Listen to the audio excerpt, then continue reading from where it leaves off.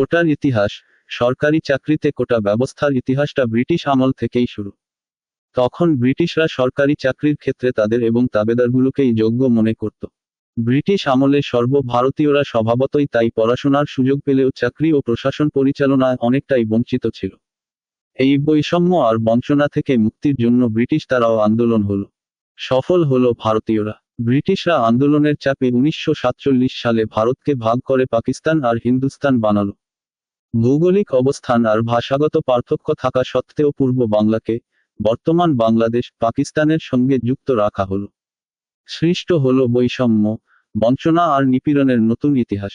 অবিভক্ত পাকিস্তানে পূর্ব বাংলার বা পূর্ব পাকিস্তানের জনগণ শিক্ষা, চাকরি আর রাষ্ট্র পরিচালনার অংশ থেকে নতুনভাবে বৈষম্য আর বঞ্চনার শিকার হতে লাগল। ক্রমশ ফুঁসে উঠল পূর্ব বাংলার ছাত্র জনতা।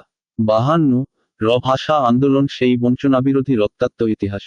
তারপর 62, 66, 69 এর ছাত্র ও গণ আন্দোলন আর 71 এর সমগ্র বাঙালির সম্মিলিত মুক্তিযুদ্ধের মাধ্যমে অর্জিত আমাদের স্বাধীনতা, স্বাধীন বাংলাদেশ ব্রিটিশ পাকিস্তানিদের ক্রমাগত বঞ্চনার ভেতর থেকে অর্জিত স্মারক। দেশ স্বাধীন হওয়ার পর যখন বঙ্গবন্ধু ও এদেশের সাহসী ও নন্দিত রাজনৈতিক নেতারা দেশ পরিচালনার দায়িত্ব পেলেন, তখনই সবার আগে রাষ্ট্র পরিচালনার মানদণ্ড অর্থাৎ সংবিধান রচনা করতে গিয়ে সেখানে আইন প্রণয়নের মাধ্যমে শত শত বছরের বৈষম্য ও বঞ্চনার শিকার এদেশের জনগণ, শিক্ষিত ও অনগ্রসর গোষ্ঠীকে শিক্ষা, চাকরি, ব্যবসা ও রাষ্ট্র পরিচালনার অধিকারকে সুরক্ষিত করলেন। তিনি সংবিধানে খাদ্য, বস্ত্র, শিক্ষা, বাসস্থান ও স্বাস্থ্যকে মৌলিক অধিকার হিসেবে স্বীকৃতি দেওয়ার পাশাপাশি সংবিধানের 3য় ভাগের 29(3) এর ক অনুচ্ছেদে প্রথমবারের মতো কোটা প্রথার প্রচলন করলেন।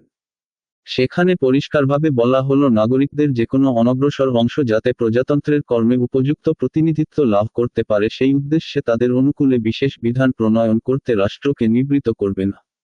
অতএব এই সাংবিধানিক অধিকার বলে 1972 সাল থেকে এদেশের অনগ্রসর জনগোষ্ঠী ও মুক্তিযোদ্ধা, নারী ও ক্ষুদ্র নৃগোষ্ঠীরা উচ্চতর শিক্ষা ও চাকরিতে প্রবেশের ক্ষেত্রে কিছু সুবিধা ভোগ করে আসছে, যার অনুপাত সরকারের নির্বাহী আদেশে নির্দিষ্ট হয়।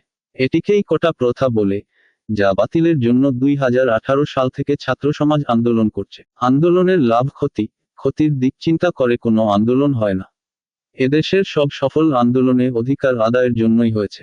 আর সব আন্দোলনের সূতিকাগার ছিল ঢাকা বিশ্ববিদ্যালয় এবং নেতৃত্ব দিয়েছে গৌরবের ছাত্র সমাজ।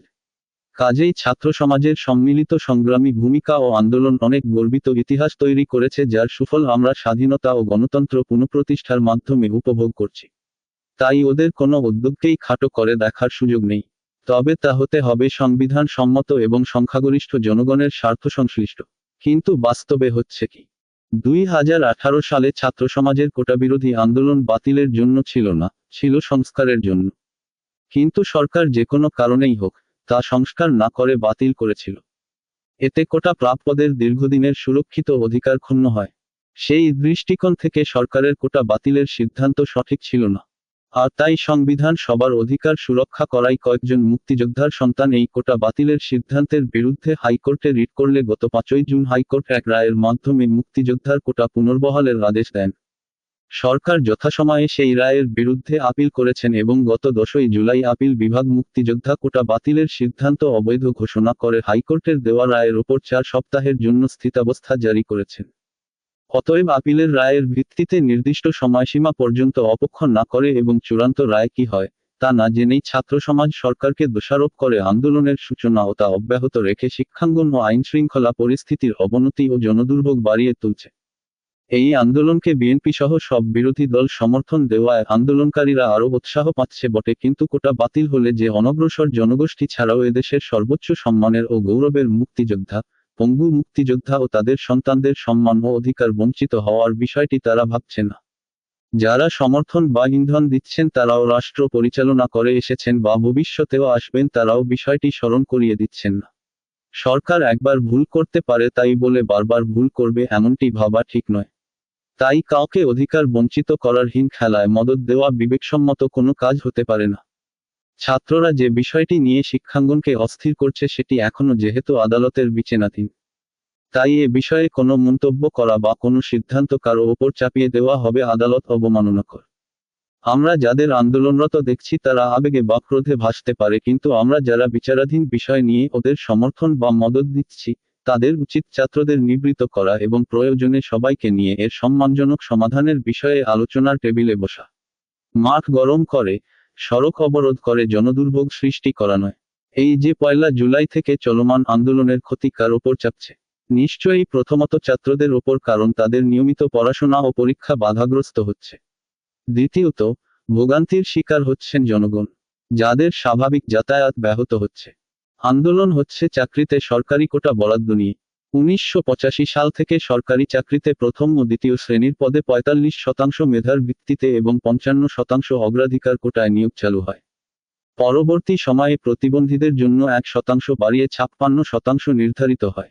বর্তমানে যে 56% কোটা পদ্ধতি তার 30% মুক্তিযোদ্ধা, 10% নারী, 10% জেলা কোটা, 5% ক্ষুদ্র নৃগোষ্ঠী আর মাত্র 1% প্রতিবন্ধীদের জন্য। বাকি 46% মেধার লড়াইয়ে যারা জিততে পারে তাদের জন্য। এখানে উল্লেখ্য, কোটায় উপযুক্ত প্রার্থী পাওয়া না গেলে তা মেধাতালিকা থেকেই পূরণ করা হয়। এই বাস্তবতা বর্তমান সময়ে কতটুকু গ্রহণযোগ্য তা পর্যালোচনা করা অবশ্যই প্রয়োজন। সরকার সে লক্ষ্যেই কাজ করছে। আদালত কি রায় দেয় সেটা দেখে যত দ্রুত সম্ভব এ বিষয়ে সব মহল পারস্পরিক আলোচনার মাধ্যমে একটা গ্রহণযোগ্য সিদ্ধান্তে উপনীত হবেন সাধারণ জনগণ সেটিই প্রত্যাশা করে। লাভ ক্ষতির হিসাব করতে গেলে দেখা যাবে সরকারি চাকরিজীবীরা জনগণের এক নগণ্য অংশের প্রতিনিধিত্ব করে। বেসরকারি